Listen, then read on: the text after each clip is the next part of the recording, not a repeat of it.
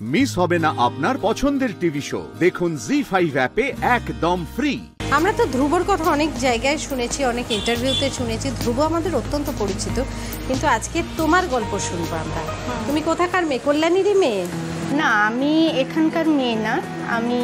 আমার ছোটবেলা পাঞ্জাবে কেটেছে। পাঞ্জাবে? হ্যাঁ। আচ্ছা। আমার বাবা এয়ারফোর্সে চাকরি করতো, তো ওইখানেই পড়াশোনা করেছি। তারপরে যখন ক্লাস 7 কি 8-এ তখন বাবা রিটায়ার হয়ে যায়। রিটায়ারের পরে খড়গপুর চলে আসে। আচ্ছা। খড়গপুরে এসে বাবা এখানে বাড়ি করেছে। তারপরে এখানে কেন্দ্রীয় বিদ্যালয় স্কুলে ভর্তি হয়েছি। ওইখান থেকে উচ্চ মাধ্যমিক পাশ করেছি। পাশ করার পর নার্সিং ট্রেনিংয়ে গেছিলাম।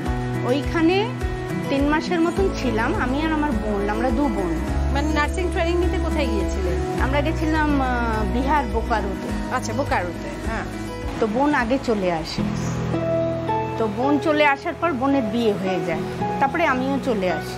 চলে আসার পরে তারপরে আমারও বিয়ে হয়ে যায়। আচ্ছা, এখানে কি সূত্রে আসা? আমার শ্বশুর বাড়ি। মানে এটাই তোমার শ্বশুর বাড়ি? হ্যাঁ, এটাই আমার শ্বশুর বাড়ি। তুমি যখন বিয়ে হয়ে এলে তখন কতজনের সংসার ছিল? তখন 3 জন। 3 জন? মানে আমার হাজবেন্ড, আমি আর আমার ননদ। ছোটবেলাটা কল্যাণীতেই কেটেছে তো? একদম। স্কুলিং এখানেই? স্কুলিং এখানে। পড়েছিস কোথায়? পড়েছি এই তো সামনেই আমার স্কুল, রবিতীর্থ। আচ্ছা। তো আমরা দুজনেই প্রি প্রাইমারি থেকে নিয়ে ক্লাস 7-8 পর্যন্ত ওখানেই। কবিতীর্থ? হ্যাঁ, ওখানেই পড়াশোনা করেছি। এবং ক্লাস 12-এর পরে যখন ভাবলাম যে আমি অভিনয় করতে চাই, তো তখন ভাবলাম আমি কী করে করব, এত দূর থেকে যাতায়াত করা। এবার তার থেকেও বড় কথা, ধরো আমি এখান থেকে আমি কলকাতায় যাচ্ছি, এবার তার বাবা প্রশ্ন করবে যে তুই কোথায় যাচ্ছিস, কী করছিস। হ্যাঁ। এবং আমি ছোটবেলা থেকে আমার ডান্সের প্রতি খুব শখ ছিল। ছোটবেলায় ও যখন নাচ শিখতে যেত, আমি ওকে নিয়ে যেতাম। আচ্ছা। ওকে নিয়ে যেতাম, যতক্ষণ ও নাচ করতো, ওর হওয়ার পরে তারপরে আমি ওকে নিয়ে আসতাম। তুই কোথায় শিখতিস? আমি শিখতাম তো এখানেই। তো যখন কম্পিটিশনগুলোতে যেতাম, ধরো একটু দূরে, ধরো নৈহাটি, শ্যামনগর। প্রথম থেকেই কি ওয়েস্টার্নে শিখিস? না, আমি কত্থক করতিস প্রথমে? হ্যাঁ, আমার মানে ওটাই বেস। আচ্ছা। তো ওটাই শিখেছি এবং আমি তোমার 4th ইয়ার কমপ্লিট করেছিলাম। আচ্ছা। তো যেখানেই যেতাম কোনো না কোনো প্রাইজ আমি নিয়ে আসতাম, ঠিক আছে। এবার সেটা হলো যে বাবা, যেটা হয় ন্যাচারালি সব বাবাদেরই বোধহয় হয় যে ছেলেরা ডান্স করছে না, এ ভবিষ্যতে কি করবে বড় হয়ে, এটা হয় না ন্যাচারালি। সেটা বাবার দিক থেকে হয়তো ঠিক ছিল। তো তাও আমি যেতাম, ট্রাই করতাম, ধরো স্টুডিওতে গেছি এবং যা হয় যে প্রথমে অডিশন দেওয়া। তো ওরকম করতে করতে হঠাৎ করে একদিন ডান্স বাংলা ডান্স দেখছি যে জি বাংলায় ডান্স বাংলা ডান্স আসছে। তো মনে হলো যে ঠিক আছে, চলো অডিশন দেওয়া যাক। তো অডিশন দেওয়ার পর সিলেক্ট হলাম, তখন পার্টিসিপেন্ট হলাম এবং আমি গিয়ে টপ 4-এ আউট হলাম। আচ্ছা আচ্ছা। তো টপ 4-এ আউট হওয়ার পরে তখন ঠিক তার 1 মাস বাদে আমাকে জি থেকে কল করে যে একটা সিরিয়াল আসছে আমাদের আপকামিং, তো তুমি কি অডিশন দেবে? আমি বললাম হ্যাঁ অডিশন। তখন তো আমার হ্যাঁ আমি অডিশন দেবো। তো যাই হোক, অডিশন দেওয়ার পর সিলেক্ট হলাম এবং তারপর থেকে কাজ শুরু করলাম এবং আজ 15 ইয়ার্স হলো অভিনয় করছি। আর বাবার কি মানে এই যে না, এইটাই বলছে। হ্যাঁ, বাবা তখন যখন প্রথম টিভিতে দেখলো, তখন রিয়েলাইজ করতে পারলো না ছেলে কিছু একটা করেছে।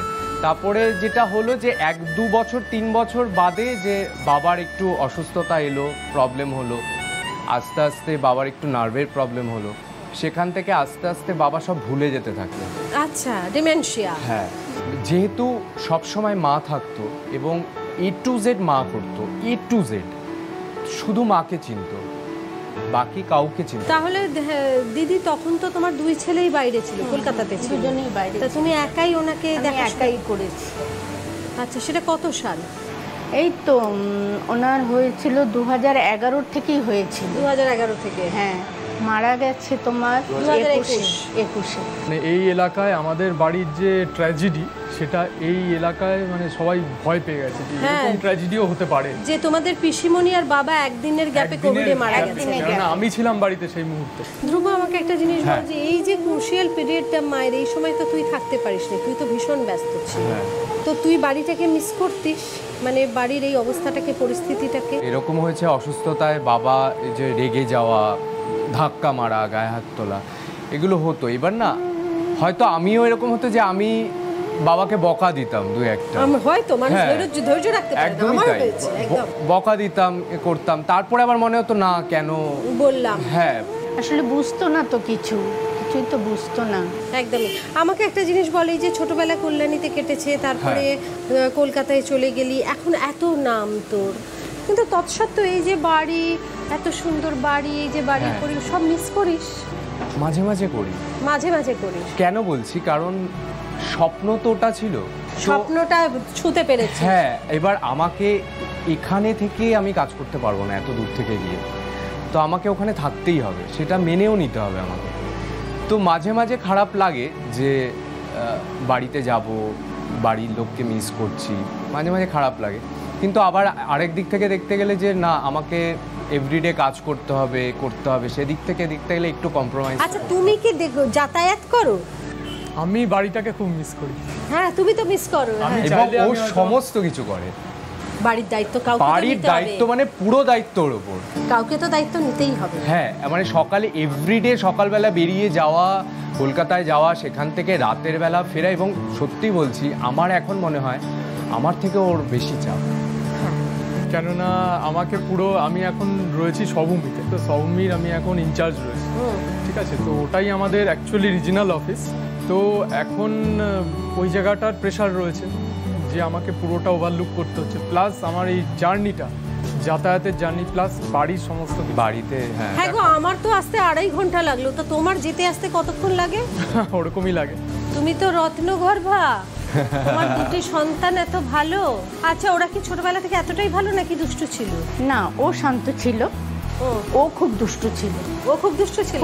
ও মার খেত? মারতাম, আমি একটু কমই মারতাম। আচ্ছা বৌদি, আমাকে একটা কথা বলো, ওর পিসি তো একটা বড় সাপোর্ট ছিল, তোমার ননদ যেটা ছিল, ননদ কি খুব শাসন করতেন? হ্যাঁ, শাসন হ্যাঁ, করতো। সব থেকে ভয় পেতাম বাড়িতে। ভয় পেত পিসি। তোমাকেও শাসন করতো? হ্যাঁ, আমাকেও করতো। যেহেতু বয়সে বড় ছিল, মানে শাশুড়ির মতো ছিল। হ্যাঁ, ইভেন আমার কোনো বন্ধু, তখন ছোটবেলায় হয় না বন্ধু চল খেলতে যাবো, আগে দেখতো যে আমার পিসি বাড়িতে আছে কিনা, আসবো তোদের বাড়িতে, এরকম একটা, সবাই ভয় পেতো, মানে কেউ আসতেই চাইতো না। দিদিকে খুব ভয় পেত সবাই। ও যে বললো যে ওর বাবা প্রথম থেকে সাপোর্ট করতো না যে ছেলে নাচবে, অভিনয় করবে, কিন্তু তোমার তো প্রথম থেকেই সাপোর্ট ছিল। না, আমার ছিল। আমি তো ওকে বলতাম এক এক সময়, শোন বাড়িতে যাবি, রাত হতো তো প্রাইজ নিয়ে আসতে হতো, আমি যদি কিছু বলে, পিসি বাবা কিছু যদি বলে, চুপচাপ থাকবে। আর পরে যখন ও অত দাঁড়িয়ে গেল, তখন খুব প্রাউড ফিল করতো, খুব প্রাউড ফিল করতো তখন। আমরাও খুব প্রাউড ফিল করি ওকে নিয়ে। ধ্রুব আরও এগিয়ে যা, আর তোমার ছেলেরা যেরকম তোমাকে জড়িয়ে আছে সেরকমই থাকুক, জীবনে ওঠাপড়া থাকবেই, কেউ সারা জীবনের জন্য নয়, তার মধ্যেই যে কটা হাসি খেলার দিন, তার মধ্যেই আমাদের ঘর সংসার। জি5 ডাউনলোড করুন আর সব এপিসোড দেখুন একদম ফ্রি।